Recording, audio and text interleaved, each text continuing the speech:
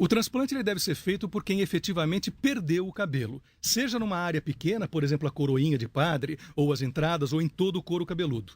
Mas a condição básica, sine qua non, para fazer um transplante de cabelo é que haja um bom volume, uma boa densidade de cabelo na chamada zona doadora. Então o médico avalia qual é a área calva a ser preenchida e se aquele paciente tem condição de retirar o seu próprio cabelo para cobrir, pelo menos parcialmente, essa zona de calvície.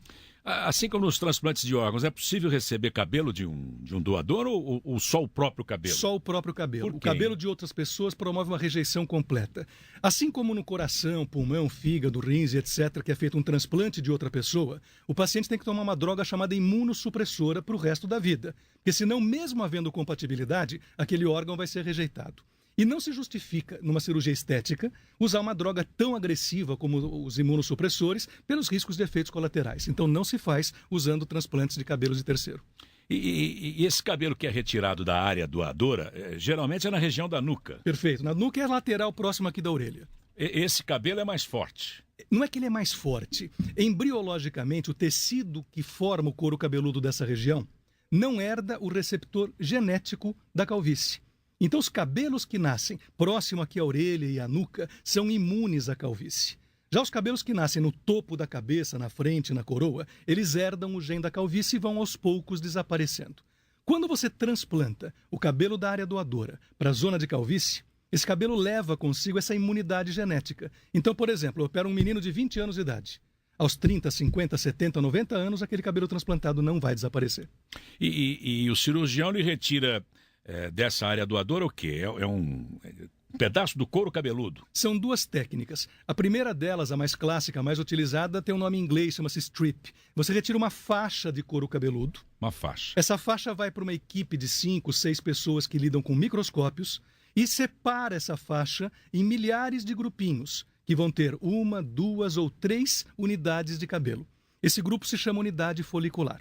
A outra técnica, você usa um instrumento que é um bisturi circular muito pequenininho e tira grupinho por grupinho ali de trás. Então, dependendo da formação do cirurgião, dependendo da quantidade de cabelos a ser retirada, ele opta por uma ou por outra técnica cirúrgica. O importante é que o cirurgião deve sempre preservar essa chamada área doadora, seja tirando a faixa ou tirando essas mudinhas, para poder utilizar no futuro, se necessário, essa região para mais de um procedimento. E é um processo doloroso, doutor Milton? Como é que é feito? O paciente é anestesiado ou apenas sedado? Tá. De novo, depende muito da técnica que o cirurgião vai utilizar, da sua experiência, de onde ele opera. Vou falar por mim. Eu opero apenas em hospital.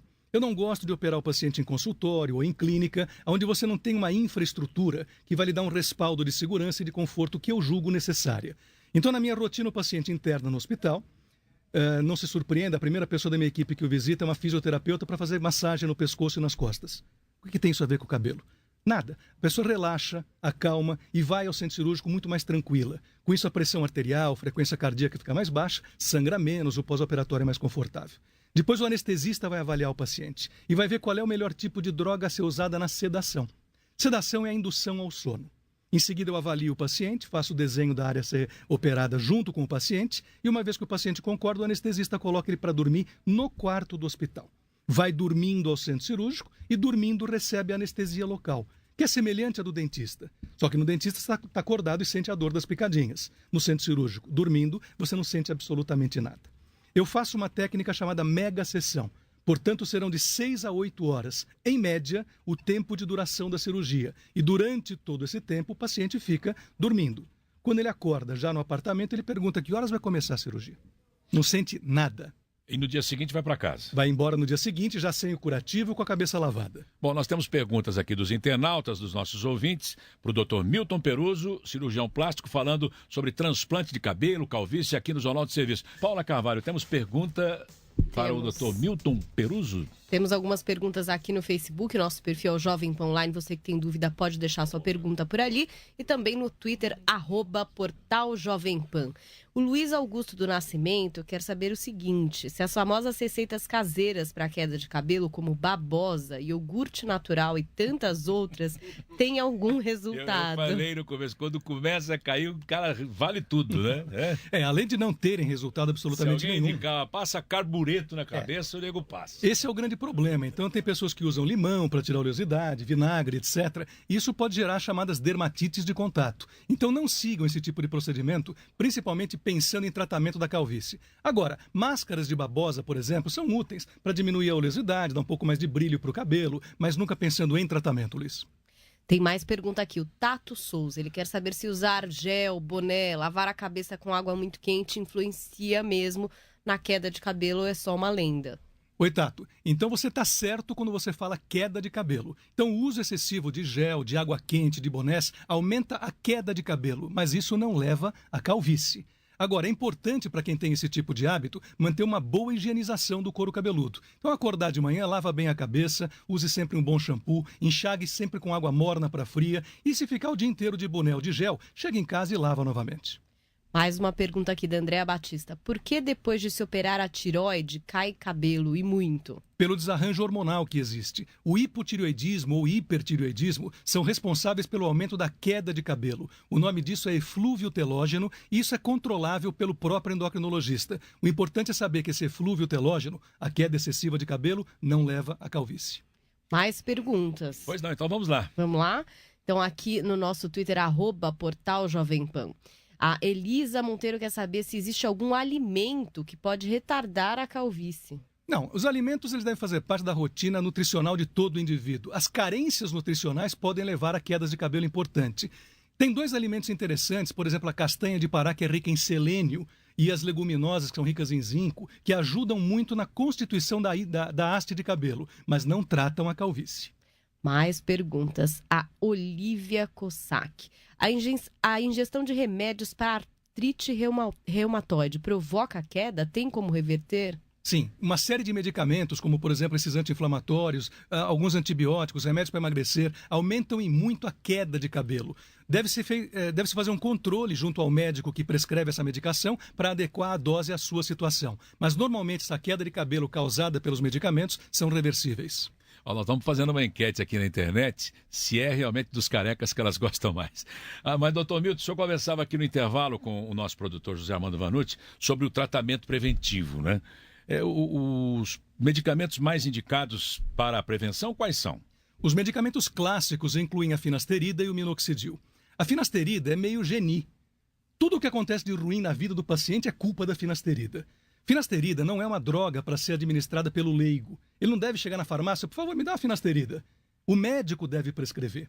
E digo mais, o médico deve prescrever acompanhando os índices hormonais de testosterona, de hidrotestosterona, acompanhar os níveis de enzimas hepáticas, que é muito raro acontecer, mas a finasterida pode provocar algum tipo de lesão no fígado. Então o médico precisa acompanhar ao longo dos muitos anos de tratamento como é que está o organismo do paciente.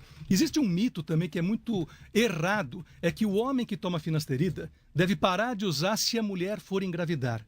Está errado. A mulher grávida ou que vai engravidar, É que não pode tomar. ela não pode tomar. Mas o homem não precisa parar o seu tratamento, que deve ser ininterrupto, ao pensar em planejar a gravidez. E o minoxidil? Minoxidil é uma droga de uso tópico que é aplicada no couro cabeludo sempre 2 vezes ao dia e que, curiosamente, não é considerado um tratamento. Como assim? O minoxidil não age na tal da dihidrotestosterona e nem no gene da calvície. O que o minoxidil faz? Ele aumenta o metabolismo das células do folículo piloso. Quando usado 2 vezes ao dia, diariamente, ele engrossa o cabelo, prolonga o período que o cabelo está sendo produzido e encurta aquele período da queda de cabelo. Então a dupla mais usada no tratamento da calvície é justamente a finasterida via oral e o minoxidil tópico 2 vezes ao dia. Só recomendando aos nossos ouvintes que não saiam por aí Exato. usando, sem consultar o médico, esses medicamentos aos quais nós nos referimos aqui. Até porque o minoxidil, que foi derivado de uma droga para tratamento de hipertensão arterial, pode, em alguns pacientes mais sensíveis, provocar arritmia cardíaca, palpitações, queda de pressão importante. Então o médico tem que ajustar e adequar a dose do minoxidil a cada paciente. Doutor Milton, embora a mulher sofra menos com o problema da queda de cabelos, o transplante também é indicado para a mulher. A mulher tem frequentado o seu consultório? Eu tenho a impressão que com menos frequência, né, a mulher? Menos frequência do que o homem, mas com cada vez mais frequência estatisticamente. É impressionante como o consultório está cada vez mais frequentado por mulheres queixando-se de queda de cabelo ou da própria calvície semelhante à do homem. A mulher deve entender que ela precisa de um tratamento diferenciado, que nem sempre a calvície dela é de ordem genética. Então deve ser pesquisada, como o ouvinte perguntou agora há pouco, o hipotireoidismo, o hipertireoidismo, as anemias que são muito comuns nas mulheres. Agora, quando ela já apresenta de fato a alopécia, ou seja, falha no couro cabeludo onde não tem cabelo, o transplante de cabelo está indicado. Essa semana, a Sociedade Britânica de Tricologia, inclusive, está sugerindo que se proíba o uso de mega hair, alongamento, entrelaçamento das mulheres. Isso é muito comum nas atrizes, principalmente. Só que o período prolongado de uso desse tipo de aplique destrói a raiz do cabelo, gerando áreas de alopécia cicatricial. E a única maneira de reverter essa falha nessas mulheres é com o transplante de cabelo. Tem uma pergunta aqui. Para a gente fechar aqui a participação dos nossos ouvintes, Paula, por favor. O Roberto Meneghetti pergunta aqui no Facebook sobre o resultado do transplante capilar. Aí ele diz aqui, é feito com o cabelo da própria pessoa. Aí ele diz, porque em muitos casos acontece como que uma rejeição é algo da própria pessoa, mas o local do implante fica parecendo um matinho queimado, de acordo com o ouvinte. É verdade, eu até tenho um companheiro, não vou...